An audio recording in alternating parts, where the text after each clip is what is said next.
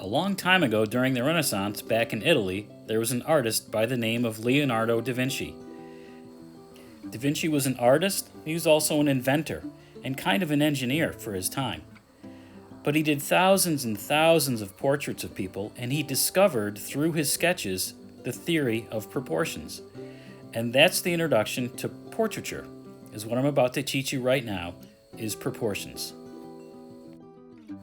Proportions is basically the proper placement of facial features on the face.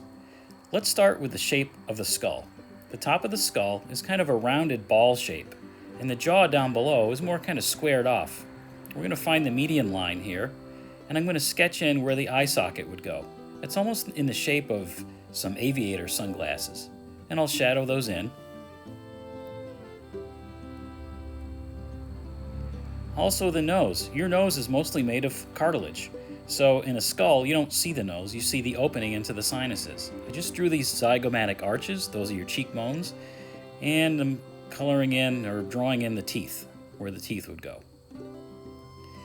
So that's the basic structure of the human face, is underneath would be the skull. To simplify those shapes, we would have a semicircle on the top of the head, and down below the other half we would have an octagon, like a half of a stop sign kind of a shape, which would represent the jaw.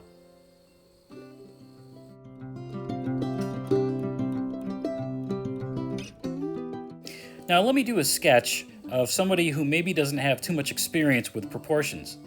Because the forehead, there's not a lot there, we have the tendency to put the eyes up there to make it look more interesting. But actually, that's really not where the eyes are supposed to go.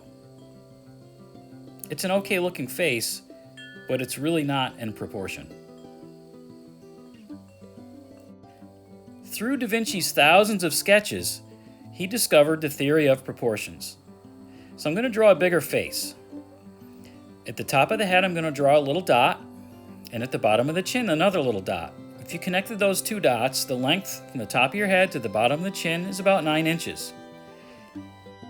Halfway from the top of the head to the bottom of the chin is where the eyes line up, and halfway from the eyes to the bottom of the chin is where the nose is, and halfway from the nose to the chin is where the mouth. We're going to space the eyes from one temple to the other about 5 eye spaces across. 1, 2, 3, 4, 5. And that one might have to be adjusted a little bit. That's better. I'm going to throw in some pupils here and some eyelids. We're going to take the inside corner of the eye, drop that down, and that's the width of your nose. So the nose is actually about 1 eye wide. Drop the pupils down, and we get the measurements of the corner of the mouth from one corner to the other. 2/3 of the way up to the top of the head is your hairline.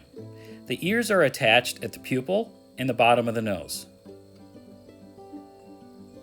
And there we have our proportions.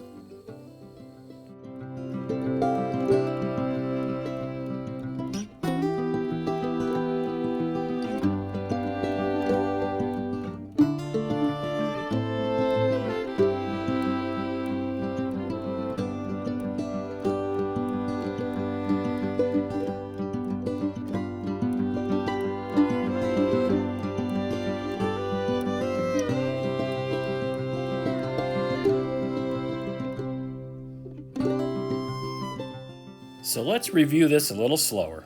Start with the outer shape of the face. And then we have the dots measuring the top of the head to the bottom of the chin. Draw a line connecting those two dots. Then find the midway point between those two lines and draw a horizontal line through that midway point. That's where your eyes are going to go. Remember to space your eyes 5 eyes apart from one temple to the other. Halfway between the eyes and the chin will be the space where the nose is going to go. Drop the corner of the eyes down, the inside corner, and that's the width of the nose, which should be about the width of 1 eye. Drop the pupils down, and that will be the corners of the mouth. Halfway between the bottom of the nose and the chin is where the mouth is going to go. So let's think ahead to our next video. Now that we know our proportions, we're going to zoom in and we're going to actually draw each individual feature the eyes, nose, and mouth in greater detail. Stay tuned.